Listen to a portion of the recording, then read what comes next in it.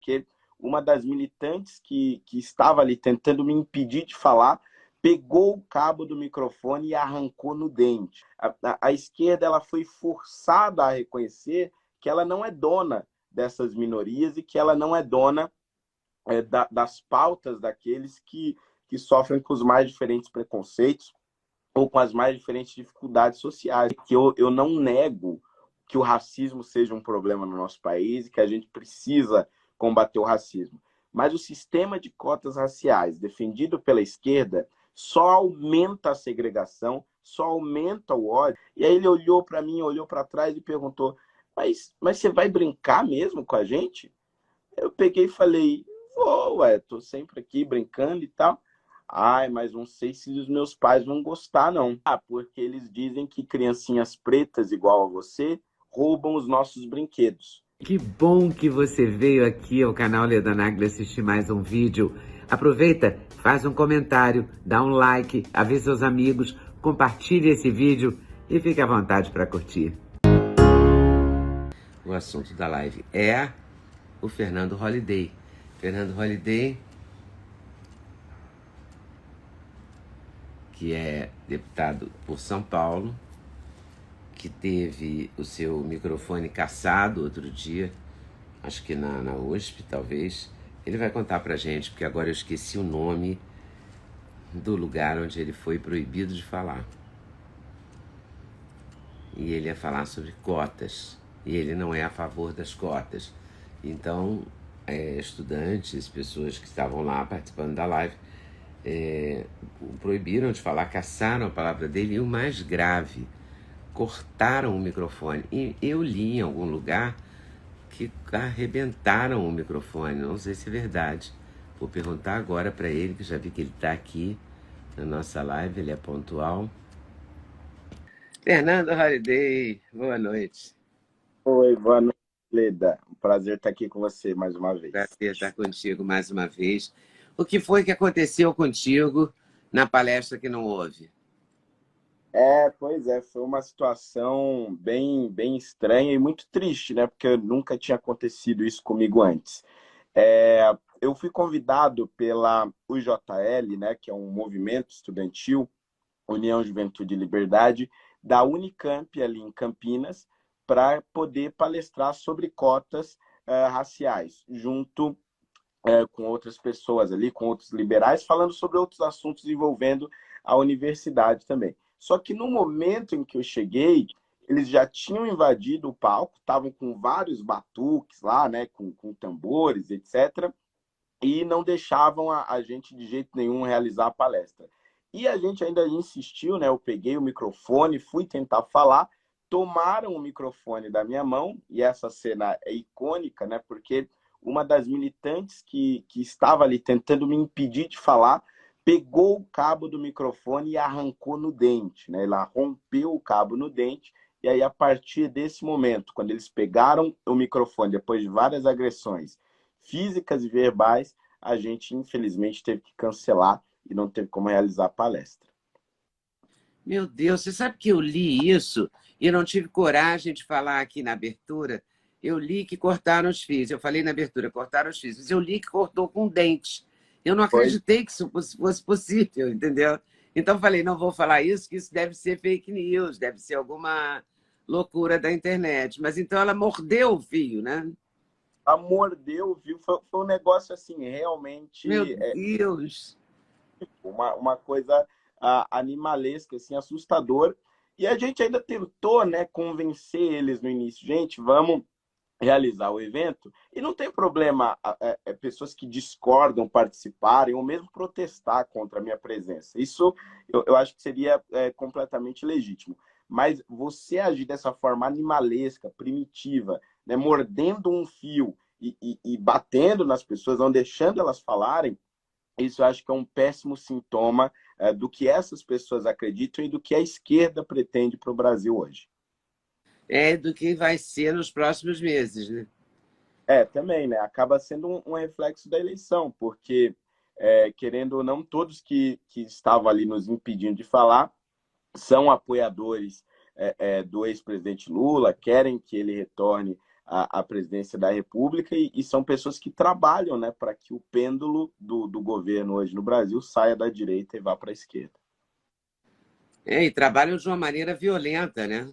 Isso que preocupa, né? Porque elas podem, sei lá, eu já li coisas tipo, vai ter no dia 7 de setembro, vai ter Black Bloc na rua e tal, né? Será que vai mesmo? Não sei, mas é possível, tudo é possível. E diante dessa cena, que eu não vi, mas imagino que deva ter sido um horror, tudo é possível, não é? Se você arranca com os dentes o cabo de um microfone, você faz várias outras coisas violentas, né? Eu até dei algumas entrevistas, né, logo depois que aconteceu, e alguns jornalistas até me perguntaram, mas você já passou por algo semelhante antes? E a única vez que eu lembro que houve um protesto contra a minha presença em algum lugar foi em uma outra universidade, uma universidade federal aqui da Grande São Paulo, a UFABC, que na época, isso deve ter sido em 2018, eu tinha ido dar uma palestra também sobre cotas raciais, junto com outras pessoas, falar sobre outros assuntos envolvendo educação. E ali naquela ocasião, veio também a trupe da esquerda, né, para tentar me impedir de falar, principalmente com aquela coisa, com aquela ideia de que, por eu ser negro, eu não posso falar contra as cotas raciais, ou por eu ser negro e ser contra as cotas raciais, eu sou um traidor da negritude, toda essa coisa. Só que naquela ocasião, eu realizei a palestra e teve protestos enquanto eu estava realizando. E na hora das perguntas, também várias perguntas ácidas, ásperas, etc. Mas o evento aconteceu, né? De não deixarem eu falar, acho que foi a primeira vez. E são essas mesmas pessoas que vivem dizendo que não se pode calar pessoas negras, que o racismo é estrutural e que, enfim, o negro tem que sempre ter o direito de fala. Mas não foi isso que aconteceu dessa vez. É que o direito de fala tem que ser o direito de fala que eles querem, Pois é. que eles concordam, né? Não pode ser outro direito de fala. O direito de fala não pode ser diferente da minha opinião, tem que ser igual ao que eu penso. O raciocínio é esse, né? Exatamente. E isso é muito triste, porque a gente vive teoricamente numa democracia e quer continuar vivendo, com certeza, numa democracia, né? Exatamente. Infelizmente, isso também é um sintoma de outra coisa, né? Que é a forma como as universidades públicas elas foram tomadas, né, por uma única ideologia, né? E, infelizmente, hoje, a UJL, que foi o grupo que tentou organizar esse evento ali na Unicamp, ela é reprimida constantemente, né? Essa violência que aconteceu comigo ali, claro que tomou essa repercussão toda, porque eu sou um vereador eleito e tudo mais, e já tem um histórico como figura pública. Agora, o JL sofre, não só na Unicamp, como na USP e em várias outras universidades pelo Brasil, esta repressão constante de estudantes que não suportam a ideia da direita se organizar também dentro desses espaços de debate e de aprendizado. É isso, esse aprendizado de que existe outro lado, que existe uma direita e que ela pensa. Ontem mesmo saiu uma pesquisa, não sei se no Globo, na Folha, ou hoje, que a direita é majoritariamente maior que o pensamento de esquerda no Brasil. Então, essa direita que estava calada, né, assim, debaixo do tapete, ou que se envergonha e não bota a cara a tapa, começou a colocar a cara a tapa e a esquerda não aceita mesmo, né? Exatamente. Eu acho que no Brasil a gente passou durante muito tempo, muitas décadas, principalmente depois do fim do regime militar, com a classe política e com as pessoas de uma forma geral, um certo receio de se denominarem de direita, né? Porque, mas quem é de direita defende ditadura, etc, etc. E aí, nos últimos anos, isso foi mudando, né? Mais pessoas foram saindo dessa zona do silêncio e passaram a ter coragem de expressar os seus ideais. E entre essas pessoas de direita, evidentemente que haveriam pobres, em sua grande maioria, de direita, negros de direita, gays de direita, lésbicas de direita. Quer dizer, a esquerda ela foi forçada a reconhecer que ela não é dona dessas minorias e que ela não é dona das pautas daqueles que sofrem com os mais diferentes preconceitos ou com as mais diferentes dificuldades sociais. Quer dizer, nós, independente das nossas condições, independente da cor da nossa pele, nós temos que ter absoluta liberdade para escolher os nossos posicionamentos e expressar esses posicionamentos nos mais diversos espaços. É engraçado porque está cada vez mais difícil, né, isso. No ano eleitoral e às vésperas de uma eleição, a coisa está ficando muito complicada. Eu não sei o que esperar. Eu tenho muito medo, por exemplo, de 7 de setembro. Eu acho que a gente pode ter manifestações muito violentas, É bem, né? é bem possível, porque o 7 de setembro vai ser uma data muito simbólica, né, por representar ali os 200 anos, e também nós vamos ter a inauguração, até a reinauguração do Museu do Ipiranga, que acho que vai marcar isso muito aqui em São Paulo. Quer dizer, tem vários eventos sendo programados por conta desses 200 anos da independência e também várias manifestações sendo marcadas no país. E nós vamos estar bem no meio da campanha eleitoral. Acho que com os ânimos exaltados do jeito que estão, muito provavelmente a gente vai ter aí cenas tristes, né? Dá uma tristeza danada, porque a minha geração, então, que passou anos falando em democracia, lutando por isso, né, não consegue muito entender isso. Pois Não é. consigo entender. Que, quer dizer, era uma democracia que não era a que a gente acreditava, né? A gente pensava numa democracia mesmo, né? Com todo mundo tendo direito a pensar, a falar. Porque era assim, eu sei que você é um garoto, quantos anos você tem mesmo? Por 25 anos. 25 anos. Você é um menino, você não viveu isso. Mas nos anos 80 a gente discutia em quem ia votar, 83, 82, eleição de 82, e continuava almoçando sem problemas. Entendeu? A gente discordava, sabe, de uma maneira civilizada. E a gente, de certa forma, piorou, né? Porque a gente agora não é mais civilizado. Né? Morde o cabo do microfone, bate na outra pessoa que não pensa como a gente. É muito complicado. Essa piora não é confortável, não. Mas eu acho que isso também, Leira, tem muito a ver com o avanço das redes sociais, né? Conforme a gente foi aumentando o acesso à internet, o acesso às redes sociais, as pessoas passaram a conviver somente com quem elas concordam, né? As redes sociais nada mais são do que isso. Você segue quem você concorda, você... Opa, travou, mas voltei. Você comenta, curte as coisas de quem você concorda, de quem você admira, então a discordância ela acaba sendo uma exceção na sua vida, né? Então acho que esse é um dos sintomas, né? A rede social e a internet tem vários lados positivos. Acho que eu não teria construído a minha carreira política sem as redes sociais e sem a internet, mas ela é efeito colateral, que é criar essas bolhas sociais, e aí esses grupos de extrema esquerda, que naturalmente já seriam radicalizados em décadas passadas, agora com o uso da rede social, ele acaba se tornando mais radical ainda e mais intolerante ainda. Agora chegou a hora de a gente falar das cotas. Já aquilo que você não falou, eu não vou morder cabo do microfone, graças a Deus.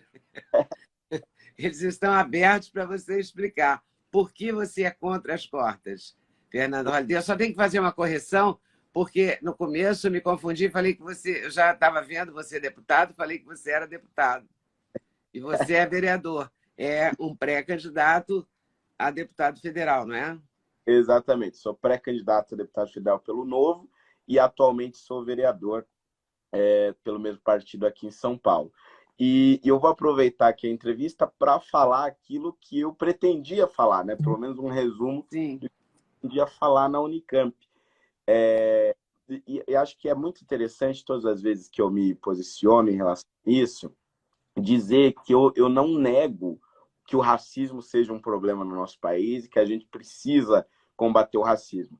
Mas o sistema de cotas raciais defendido pela esquerda só aumenta a segregação, só aumenta o ódio e acaba sendo, na verdade, um modo de você governar e dominar as pessoas. Quando você segrega elas ou pela cor da pele, ou pela classe social, ou pela sexualidade, você acaba criando um certo ódio. Ah, os negros sofrem porque existem os brancos, as mulheres sofrem porque existem os homens, os gays sofrem porque existem os héteros. E aí você vai criando várias disputas na sociedade, várias guerras, e você vai se esquecendo daquilo que nos une, que é, primeiro, somos todos seres humanos, segundo, somos todos brasileiros, estamos numa mesma nação e queremos o bem da nossa sociedade. E conforme você vai criando essas divisões e esses ódios, esses grupos extremistas, eles acabam sendo os mais beneficiados. E outra, a cota racial, ela é um instrumento racista.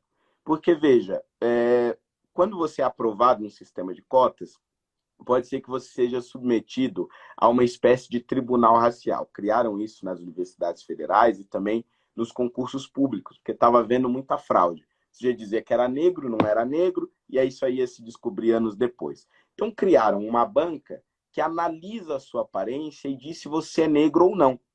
Ora, se eu te seleciono para um emprego ou para uma vaga na universidade com base na sua aparência, com base na sua, eu estou sendo essencialmente racista.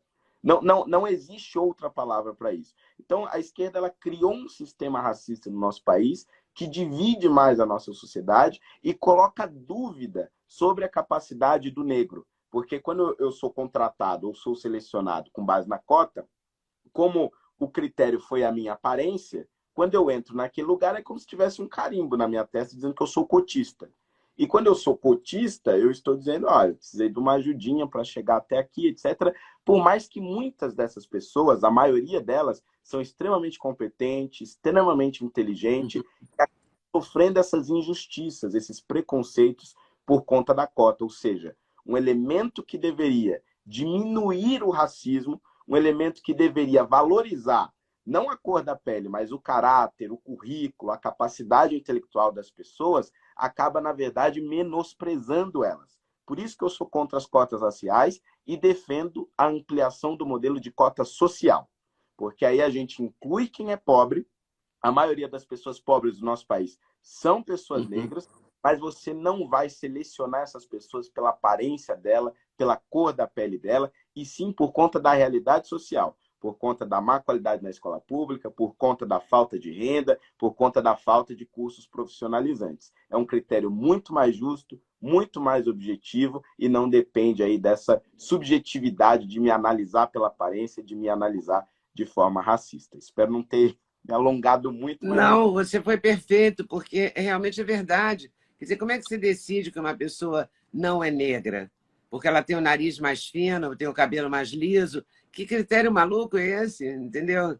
É tudo que todo mundo passa o dia inteiro dizendo para você. Não falar do cabelo do outro, dos traços do outro, não é isso? exatamente isso. Inclusive, tem um caso interessante que aconteceu no Instituto Federal do Pará e me lembra muito isso que você estava falando. Em 2016, fizeram essa banca aí, né, para analisar quem era negro e quem não era, e selecionar por meio de cotas raciais. E aí estava tendo muita confusão, porque o que pode ser uma pessoa negra para a Leda pode não ser uma pessoa negra para o Fernando Holliday, porque é uma impressão pessoal minha. É. Eu acho que é pardo, né? Seja lá o que for. Aí o Instituto Federal do Pará disse: vamos resolver essa discussão.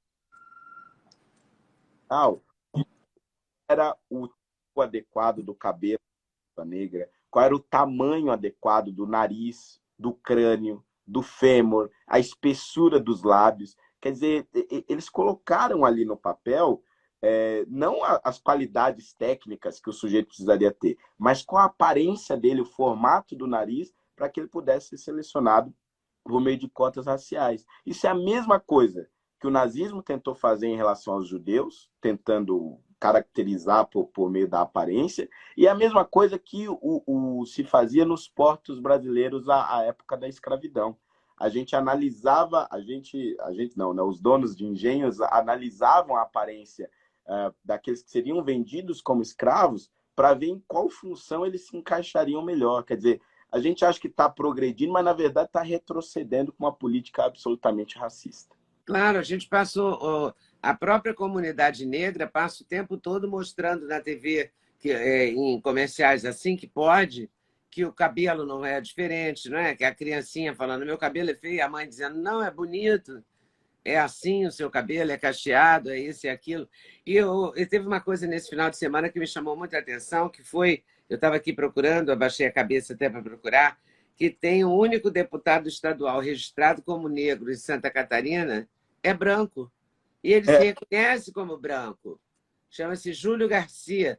E ele diz que acontecia um erro, ó, e ele é branco. Aconteceu um erro do partido em 2018. Como assim, entendeu? É porque dá nisso, você fica escolhendo pela aparência e exatamente. Isso acaba, esse caso de Santa Catarina acaba sendo o sintoma de uma outra coisa também, né? Como você está cada vez mais criando cotas, uma hora essas cotas vão chegar dentro dos partidos políticos, dentro das candidaturas. Então, os partidos, aconteceu muito isso em eleições passadas, registraram muitas pessoas como pardas ou pretas, e que, na verdade, não eram dessa cor, mas porque estava em discussão no Congresso a criação de um sistema de cotas político que aumentaria a distribuição do fundão eleitoral e do fundo partidário para aqueles partidos que tivessem mais negros candidatos, né? E esse dinheiro deveria ser direcionado para esses candidatos. Então você também acaba criando estímulos ruins, né? Você acaba, na verdade, forçando as pessoas a irem por um sistema que leva a aparência em consideração muito mais do que qualquer outros critérios, e você acaba se esquecendo do essencial. O que esse sujeito já fez para a sociedade, por que ele seria um bom candidato, qual é a formação dele, quais são as suas qualidades técnicas, enfim. E aí, quanto mais você atrai a atenção para a aparência, mais a questão racial fica pesando, mais o preconceito se torna presente e mais o racismo vai impedindo as pessoas negras de se integrarem de uma forma natural na sociedade, não de uma forma forçada com uma inclusão de péssima qualidade. como é que você lidou com o racismo na sua vida, de modo geral, assim? Porque desde criança para cá, eu sei que você ainda é uma criança, mas você, para mim, né? Mas você, para sua mãe, provavelmente, mas você ainda, você enfrentou em alguns momentos o racismo, não? Sim, enfrentei o racismo e acho que a primeira experiência assim, mais enfática, né, pela qual eu passei, e acho que me marcou muito, foi ainda na pré-escola. Eu devia ter ali uns 6 anos de idade, 5 ou 6 anos de idade, e eu lembro que era sexta-feira, era o dia de levar o brinquedo na escola, né? E eu gostava muito de levar o meu Jeep azul. E a gente estava ali nas primeiros meses, devia ser de aula, então eu não conhecia muito bem ainda todos os meus colegas de classe. E aí, numa dessas sextas-feiras, eu fui um dos últimos a sair, junto com outro colega meu, que era branco. E aí eu fui saindo com o meu Jeep azul e ele com outro brinquedo. E aí ele olhou para mim, olhou para trás e perguntou: mas você vai brincar mesmo com a gente? Eu peguei e falei: vou, tô sempre aqui brincando e tal. Ai, mas não sei se os meus pais vão gostar, não. Aí eu, por que não? Isso, claro, numa linguagem de criança muito rápida e simples e direta, né? Ele, porque eles dizem que criancinhas pretas igual a você roubam os nossos brinquedos. E aí meio que ele segura o brinquedo assim, né? Como se eu fosse roubar mesmo. E aí ele saiu. E eu fiquei chorando, né? Porque eu falei, a sensação era como se, porque a cor você não escolhe, né? Então era como se eu, por conta de ter uma cor diferente da dele, estivesse condenado a ser um bandido, um ladrão ou qualquer coisa do gênero. Então a sensação era de querer arrancar a minha própria pele, sabe? De não querer me aceitar. E acho que teve uma cena que reflete muito isso recentemente, foi de uma empregada que trabalhava em um trabalho análogo à escravidão. Ela foi resgatada, foi dar uma entrevista para a repórter, e Ai, ela dela, né, sobre a mão da repórter, e ela começa a chorar, que achava feio a mão negra em cima da mão branca. Então é muito essa coisa, a sensação de você querer arrancar a própria pele e não se aceitar. E aí, nesse momento, eu fiquei chorando na sala, sozinho, e passou a professora de outra classe, né? que era negra, de cabelos encaracolados. Aí ela entrou, perguntou, porque eu estava chorando, contei toda a história. E aí eu lembro dela escorrer algumas lágrimas no olho dela e ela dizer que, infelizmente, eu ia passar por aquilo mais vezes, mas que o que ia determinar quem eu realmente era não abaixar a cabeça para aquele tipo de pessoa e não abaixar a cabeça para aquele tipo de situação. Porque eu mesmo determinaria o meu destino e não a minha cor e tal. Então ela deu ali algumas palavras de impulso. E aquilo eu Ela nunca deu esqueci. uma chacoalhada na tua autoestima, né? Jogou para cima. Porque Eu te levo, deu argumento, né? Te deu força.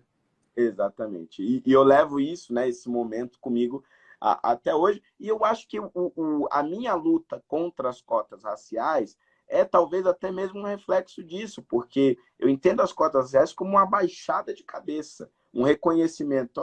Não, realmente eu preciso da cota, senão não vai ter jeito. Não, pelo Eu contrário, não sou capaz, então é melhor eu estar na cota para poder conseguir, né? eu acho que isso acaba me influenciando de certa forma, né? E na sua casa, a sua mãe tinha tempo de te dizer, fazer um discurso sobre isso? Ou ela trabalhava e não conseguia, ou não tinha essa percepção? Como é que era essa relação? Olha, eu acho que é uma mistura, né, de algumas coisas. Primeiro, minha mãe, ela trabalhava muito, que era auxiliar de limpeza de um hospital público, inclusive um hospital universitário, né, um hospital universitário da USP. E aí o sistema de trabalho dela era muito parecido com o de médicos, enfermeiros e profissionais de saúde de uma forma geral. Plantões de madrugada, de 12 horas e tudo mais. Então, eu pouco. E ela também adquiriu alguns problemas de saúde por conta do trabalho, vivia muito no médico e tudo mais. E a formação da minha mãe foi muito pequena, né? Ela estudou mais ou menos o equivalente até a quarta série, né? Que hoje seria o quinto ano. Então, sabia operações matemáticas básicas e escrever, né? Foi alfabetizada. Mas a consciência política, a consciência sobre discriminação racial, que é o racismo, as formas de combate dele, isso a gente não dialogava, né? Não era presente em casa. Então eu fui aprender mais sobre isso próximo do meu ensino médio, e aí conforme eu fui aprendendo sobre isso, foi quando eu conheci o Thomas Sowell, que é um economista norte-americano negro, que tem um posicionamento lá nos Estados Unidos contra as cotas raciais. Fui me interessando mais sobre ele, fui vendo entrevistas, li o livro dele, Ações Afirmativas ao Redor do Mundo, que trata de uma análise global das cotas raciais, e aí fundamentei esse posicionamento que eu tenho hoje sobre o racismo, sobre as cotas. Na sua vida social, na hora das festinhas, da própria assembleia e tal, você já sentiu algum racismo? Porque você teve um atentado no seu escritório, como é que a gente chama? No seu gabinete.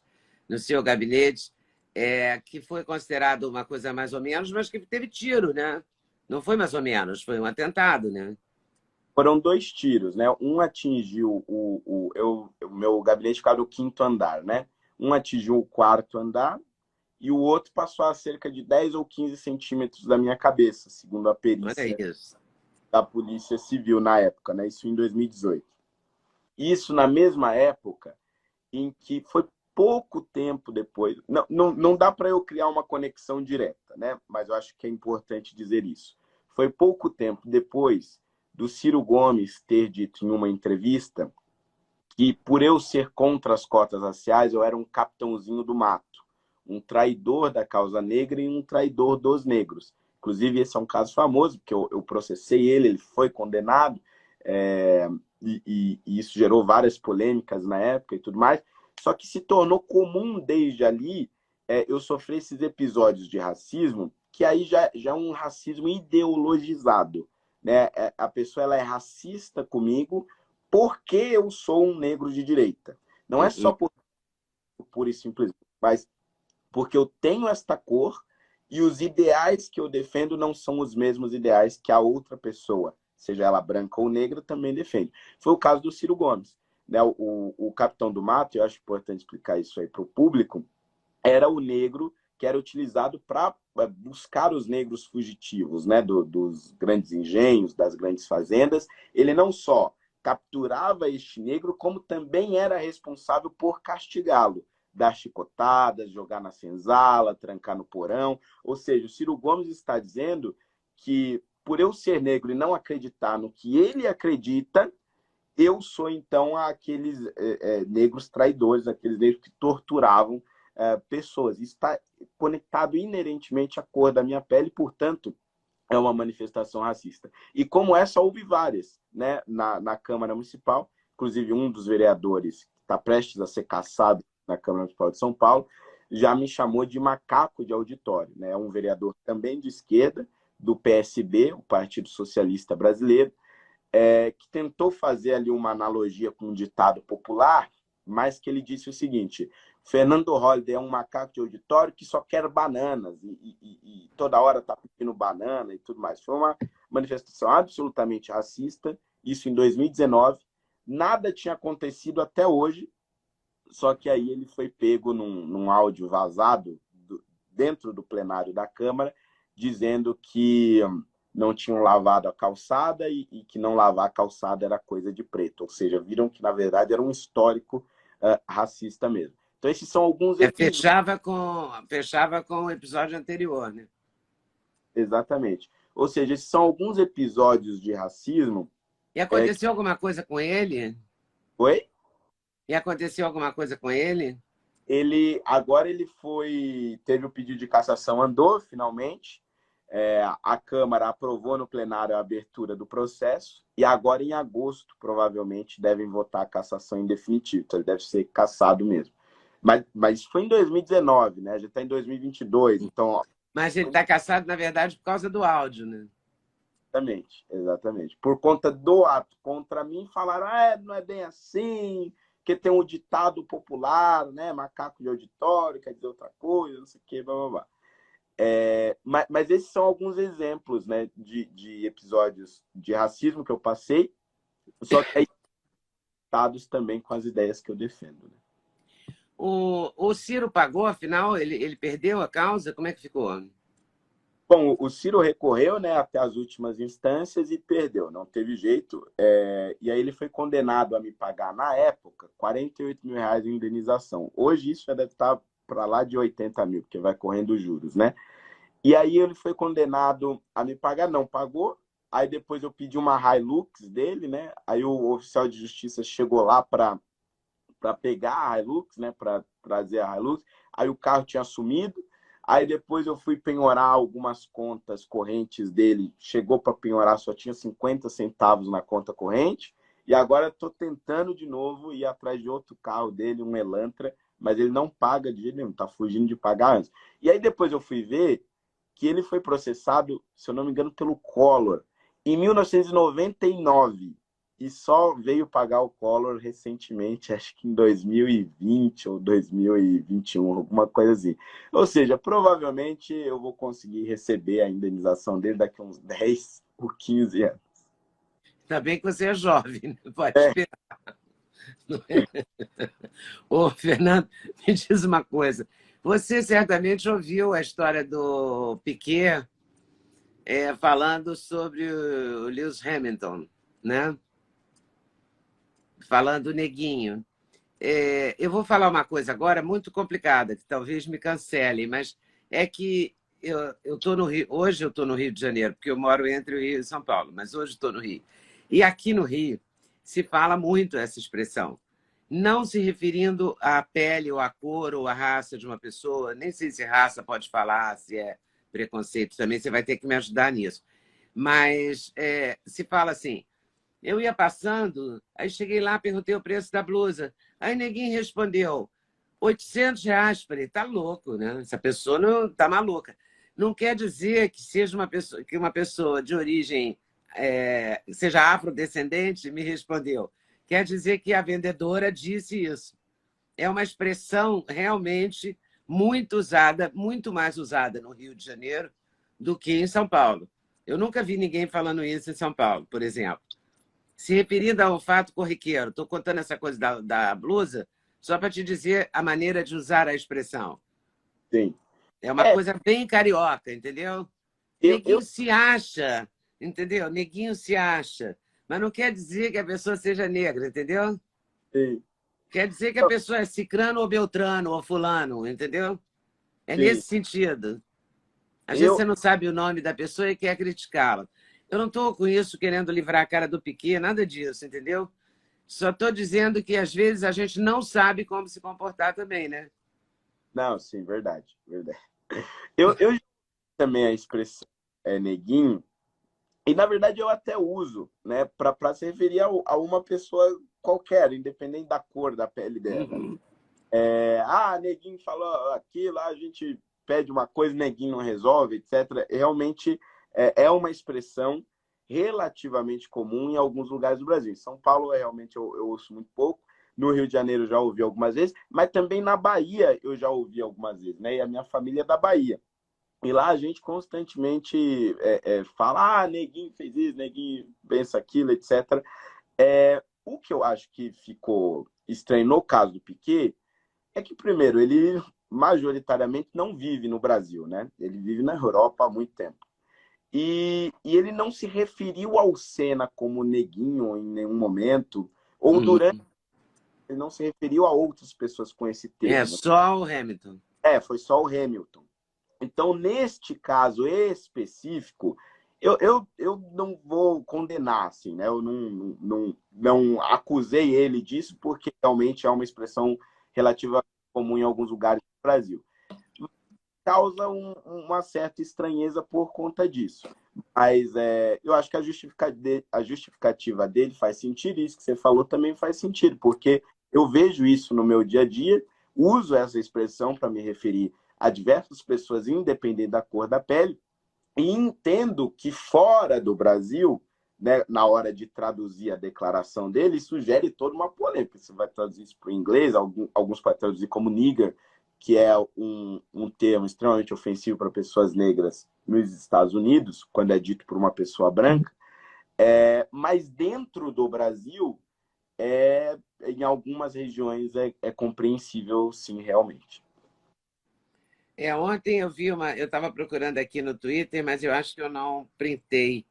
Eu vi, acho que é Marcelo Negrão. É Marcelo Negrão RJ. Esse aqui, achei. Ele é cantor, é patriota, é sambista, é umbandista, é de direita. Ele, pela armamentista, e a melhor parte dele é flamenguista. Aí, tá me ouvindo? Voltei. Agora sim. Voltou. Eu vi ontem esse comentário dele, e aí fui procurar o Twitter dele, ontem à noite, só por curiosidade. E aí vi que ele chama-se Marcelo Negrão, é cantor, patriota, sambista, umbandista, armamentista, gosta de pets, gosta de planta, é carnívoro, e o que é a melhor parte, que ele é flamenguista. Aí já fiquei mais simpática a ele. E ele diz: Marcelo Negrão pode, Marcelo Meu Preto pode, Marcelo Meu Negro pode, Marcelo Meu Negão pode. Quem decide o que pode, o que não pode com meu nome sou eu. E FO, a militância. Tá. É um Twitter dele aqui. E me chamou a atenção, pô. Eu fui procurar, porque tinha vários Marcelo Negrão, tinha jogador de vôlei, enfim. Né? Eu achei a. Se, se o Piquet não fosse apoiador do Bolsonaro, será que ele seria tão cancelado? Duvido, duvido. Eu acho que o fato dele ser uma figura pública e acabar se posicionando a favor da direita, né, de um candidato de direita, no caso Bolsonaro, faz com que ele seja, né, investigado, digamos assim, pela imprensa com lupa, né? E aí qualquer declaração minimamente duvidosa ou fora de tom acaba gerando toda essa polêmica. Mas eu acho que o negócio é o seguinte: E o o que você racismo acha dessa declaração do Marcelo Negrão? é Que isso, ele pode, que o nome é dele, ele usa do jeito que. É o que ele diz: quem decide o que pode e o que não pode com o meu nome sou eu. exatamente isso que eu ia dizer agora. Essa fala do Negrão, acho que ela é muito, muito pertinente pelo seguinte: O racismo, ele está diretamente conectado com a intenção, né? A esquerda, ela tem a ideia e quer pregar essa ideia de que você não pode usar determinadas palavras, né? Porque a palavra em si mesmo é racista, como, por exemplo, agora tem esse pau de que não pode usar denegrir, que não tem nada a ver com a ideia de ser negro, né? Denegrir a ideia de você retirar, ou, aliás, a ideia de você colocar uma mancha, independente da cor dessa mancha, né? Não tem a ver com a cor da pele. Ou usar os termos escuridão, trevas, como algo negativo. É uma baboseira sem tamanho. O racismo, ele necessariamente ele depende da intenção. Então, se eu chamo o Marcelo Negrão de negão, ô meu preto, ô negão, vem aqui, etc. E eu tenho uma intimidade com ele, eu sou amigo dele, etc., como muitas pessoas, aliás, me chamam, eu não posso dizer que isso é racismo. Uhum. Porque a intenção é justamente a oposta. Ele é meu amigo, eu estou chamando ele daquela forma, ele não se importa com aquilo, pelo contrário, né? Ele permite e se apresenta dessa forma. Agora, eu chego para alguém e falo, o seu macaco, neguinho desgraçado, isso e aquilo. Isso é uma manifestação Uhum. de racismo que precisa ser combatida de forma absolutamente veemente, Claro. como inclusive É a intenção e o tom, né? exatamente. Como aconteceu com o caso de um torcedor argentino que veio aqui para o Brasil, Uhum. dando macaco lá, né, zombando de forma racista de jogadores brasileiros. Aquele sujeito devia ser preso, porque aquilo era uma manifestação de racismo evidente. Agora, quando você vai flexibilizando o conceito de racismo e dizendo que ele está inerente em palavras que você não pode usar, ou na forma de se referir a pessoas negras, você, na verdade, vai transformando tudo em racismo, a ponto de que você tira a gravidade do negócio, e se tudo é racismo, nada é racismo. E aí a importância da coisa toda acaba. Cai. Eu concordo muito com esse tweet aí do Marcelo Negrão nesse sentido. E durante a pandemia, eu tentei com várias pessoas, escritora famosa, umas duas ou três das mais famosas, algumas ligadas, umas porta-voz do movimento negro, a outra uma escritora negra importantíssima de Minas Gerais. Eu tentei com várias pessoas falar sobre essa questão do o que está certo. Está certo falar fulano, eu falo o Holiday é negro ou falo que o Fernando Holiday é preto? O que eu tenho que falar? Como eu devo falar para não ser racista e para não ofender? Como é? Pois é, no Eu não Brasil, consegui fazer essa pauta, ninguém quis me responder. Uma pessoa jogou para outra, a outra jogou para outra, e eu fiquei. Aí virei uma bola e dancei. no Brasil, eu tenho a impressão de que usar o termo negro, né, ou negra, para se referir a um homem e a uma mulher, negro é mais comum, né? Apesar de que o IBGE oficialmente usa os termos pardo e preto. E a junção dos dois ele chama de população negra. Então, preto também não estaria errado.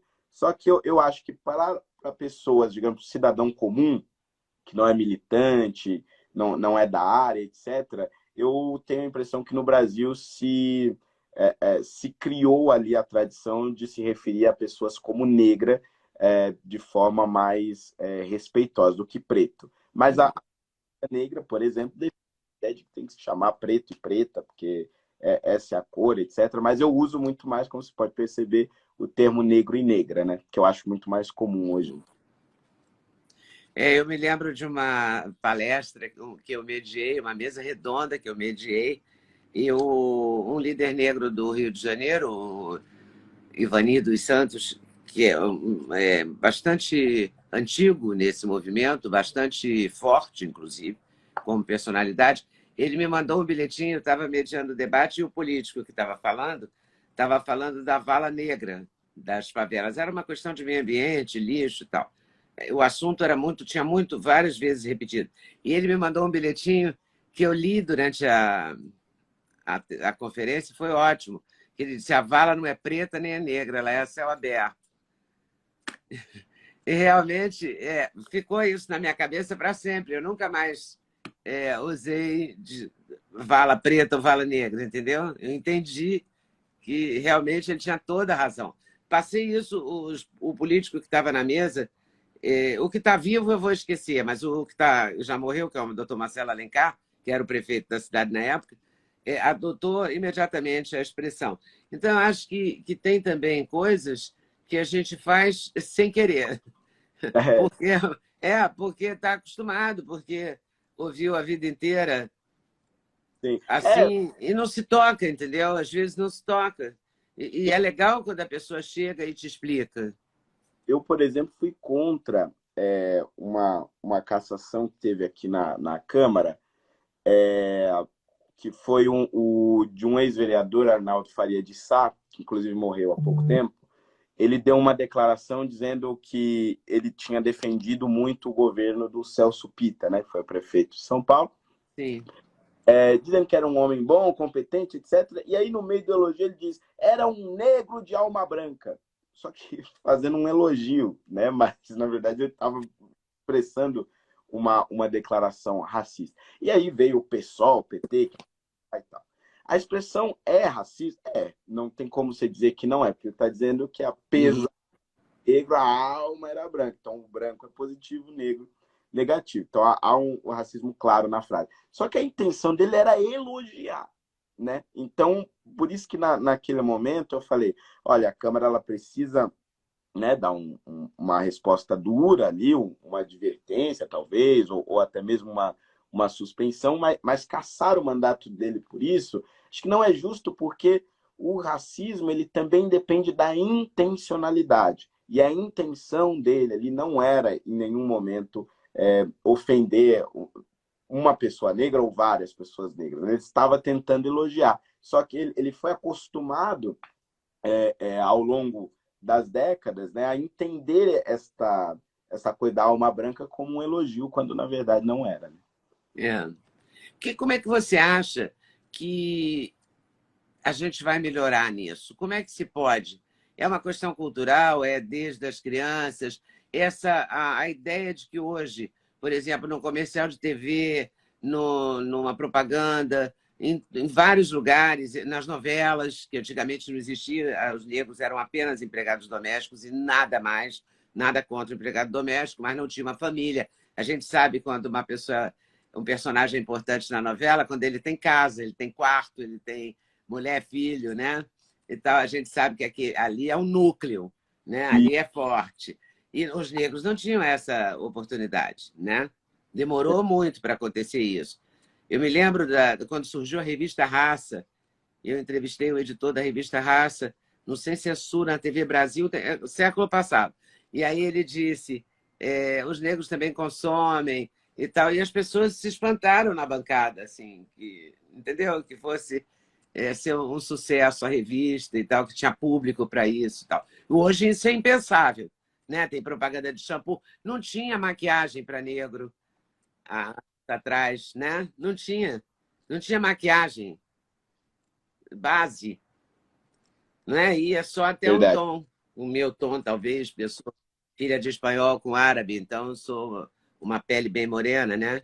Mas não tinha maquiagem para negro. Hoje em dia tem, né? Não tinha shampoo para vários tipos de cabelo, tinha shampoo só para cabelo, sei lá, como se a gente fosse americano, não sei. Isso tudo evoluiu de alguma forma. Mas o racismo continua muito persistente, né, eu diria. Sim.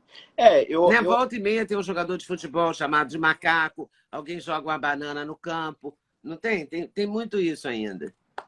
Infelizmente a gente ainda tem muito isso. E eu recentemente me formei agora no Mackenzie em História, né? E agora já sou oficialmente um professor de História, né? E Ah, o que eu tenho percebido, não só percebi como estudante, mas também dentro da sala de aula, é que a melhor forma disso é a gente discutir mais esses assuntos em sala de aula com os alunos e modificar as próximas gerações.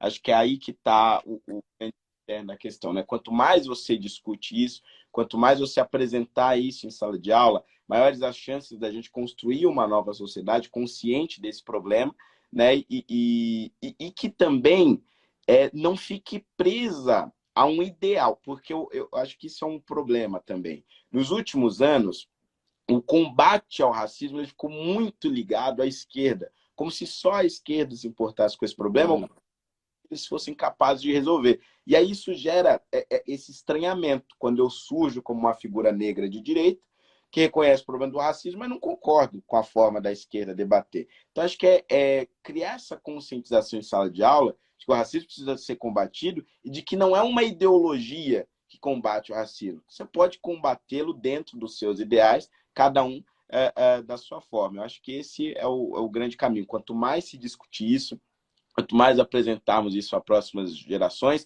e também estudando mais a história da África, né, porque o continente africano tem diversos povos com diversas contribuições, inclusive para a formação brasileira e para a formação da América Latina. E quanto mais você compreende a contribuição desses povos para a nossa formação enquanto sociedade, mais também você acaba combatendo o racismo. Leda, eu recebi o aviso aqui de que a minha bateria está acabando, tá? Então, se eu sumir... Acho não, que não pode sumir, não. Vamos nos despedir antes. Ai, Fernando, muito obrigada pelo seu tempo, pela sua paciência e pela sua bateria, que ela determinou o nosso final. Eu vou achar o carregador, mas não achei. Mas da próxima vez você bota o carregador perto, tá? Mas muito obrigado, viu? Obrigado mesmo. Obrigado eu. E boa sorte aí. Daqui para frente, vamos falar assim. Isso nos seus próximos projetos. Próximos desafios, né? Nos seus próximos desafios, que com certeza virão e virão com sucesso. Tá, joia. Muito obrigado mesmo. Obrigada eu. Um beijão para você. Tchau. Muito obrigada por ter assistido mais um vídeo no meu canal. Volte sempre. Aqui você sempre vai encontrar a pluralidade de ideias, ideologias diferentes, ideias diferentes, mas sempre alto nível de informação e de prestação de serviço. Eu espero você sempre aqui. Faça seu comentário, se inscreva no canal, dê seu like se você gostou e não deixe de voltar. Estou te esperando, com certeza, se Deus quiser.